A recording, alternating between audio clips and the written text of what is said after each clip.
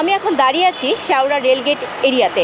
এখানে আসার পর আমরা পরিচিত হয়েছি এমন এক মায়ের সাথে যে একজন লড়াকু সৈনিক, যে তার বাচ্চাটিকে বাঁচানোর জন্য ভিক্ষাবৃত্তির সঙ্গে যুক্ত হয়েছে এবং তার শারীরিক অবস্থা ভালো না থাকায় সে কোনো কাজে নিযুক্ত হতে পারছে না। শত লজ্জা থাকার পরও সে এই পেশায় নিযুক্ত রয়েছেন এবং সে স্বপ্ন দেখছেন তার বাচ্চাটিকে মাদ্রাসায় পড়াবে। শেওড়া রেলগেট কোলের শিশুকে নিয়ে ভিক্ষাবৃত্তি করতে দেখা যায় মা ঝর্ণা বেগমকে। মানুষের কাছে হাত বাড়াইতে নিজের তো খারাপ লাগে, কেউ দেয় কেউ দেয় না, কেউ ঝাড়ি মারে, কেউ খেদায়া দেয়, তারপরেও কিচ্ছু করার নাই। আর মানুষের কাছে তো চলতে হলে খায়া তো বাঁচতে হবে। ছোটবেলা খেলাধুলা করার বয়সে হঠাৎ করে তার জীবন বদলে যায়। বাবার অনাকাঙ্ক্ষিত মৃত্যুতে ছোটবেলা থেকেই ভিক্ষা করতে শুরু করেন তিনি। তারপর থেকে আমরা মনে করেন বুঝমান হইতাছি, বুঝমান হওয়ার পরে ঢাকা শহরে আইসি, এখন দেখতাছি আশেপাশে কেউ খাওয়াচ্ছে না, আর নিজেরটা তো নিজেরই কইরা খাইতেই হবে। এই জন্য আর নিজেই মনে করো এই লাইনে নামিয়া গেছি। খারাপ তো লাইনে না, মানুষের কাছে তো দশজনকার কাছে তো চায়া খাইতাছি, খারাপ তো কিছু করে খাইতাছি না। কত বছর বয়স থেকে আপনি ভিক্ষাবৃত্তিতে আসছেন? এটা অনেক বছর ধরে, মনে করেন ছোট থেকে বড় হয়েছে এই পর্যন্তই। আনুমানিক একটা বয়স? আনুমানিক কত বছর হবে ছোট বয়সের? মানে ওর বছর বয়স না। নাকি কত? মানে যখন আমরা হাঁটতে পারি। আপনি যখন হাঁটতে পারেন, মানে কথা বলতে পারেন? কথা বলতে পারি। 5 বছর এরকম হবে। সময়ের পরিবর্তনে এক মুঠো আনন্দ ধরা দিয়েছিল তার জীবনে। ভিক্ষাবৃত্তি বাদ দিয়ে বিয়ে করে সুন্দর করে সংসার করতে শুরু করেন তিনি। বিয়ে হওয়ার পরেই এই 5 বছর কেটে গেল আমার স্বামীর ঘরে। তখন আর টাকার কাজ করতাম না, তখন স্বামী আইনা দিত, বসে খাইতাম।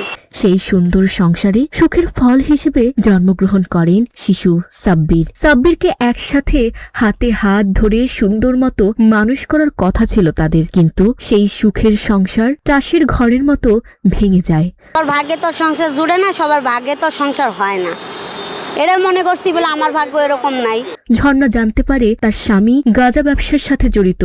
শত চেষ্টা করেও স্বামীকে সেই খারাপ কাজ থেকে সরিয়ে নিতে পারেনি। বন্ধু বান্ধবের পাল্লাত পড়া ও নষ্ট হয়ে গেছে। যার ব্যবসা করছিল তা ওরা মানা করছিলাম অনেক করিস না, ও তারপরও করতো, এই জন্য ওরা ছাইড়া দিচ্ছি।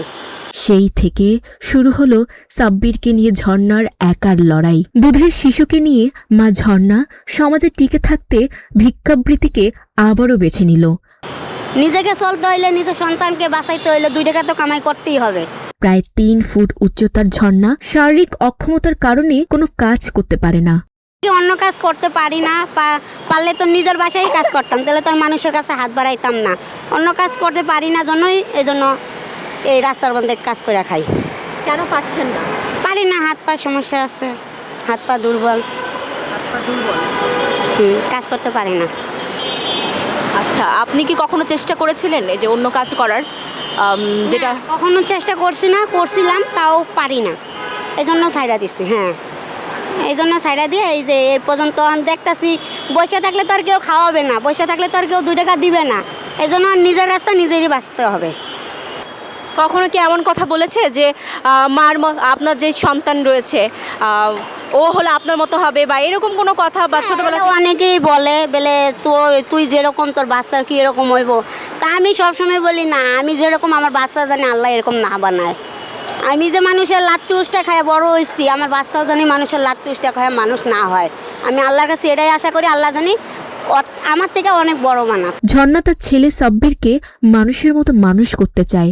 তার মতো জীবন কখনো হোক সেটা তিনি চান না। পড়াশোনার বয়স হলে ছেলেকে মাদ্রাসায় ঢুকিয়ে দিবেন তিনি। ও বর্তমানে এখন দুধ খাচ্ছে, দুধ খাওয়া ছাড়লে হইলে আর আমি মাদ্রাসায় দিয়ে দেবো। মাদ্রাসায় দিয়ে পড়াশোনা করাবেন? মাদ্রাসায় দিয়ে ভর্তি করে থুয়া দেবো। আপনি যেই টাকা রোজগার করেন, মানে ভিক্ষাবৃত্তি করে যেই টাকা রোজগার করছেন, সেই টাকা দিয়ে কি আপনার সন্তানের সমস্ত চাহিদা পূরণ করা সম্ভব হচ্ছে? না, হচ্ছে না। তাহলে কিভাবে ম্যানেজ করছেন?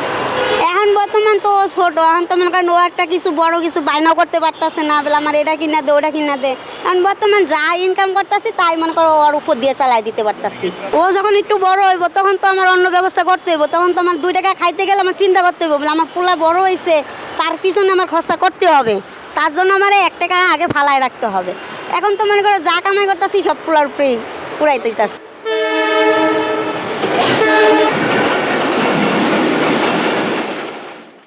ঝর্ণা বেগম যেন তার সন্তানটিকে মানুষের মতো মানুষ করতে পারে, এজন্য আমাদের সকলের সহযোগিতা প্রয়োজন। Sabikun Nahar Sadia, news flash 721।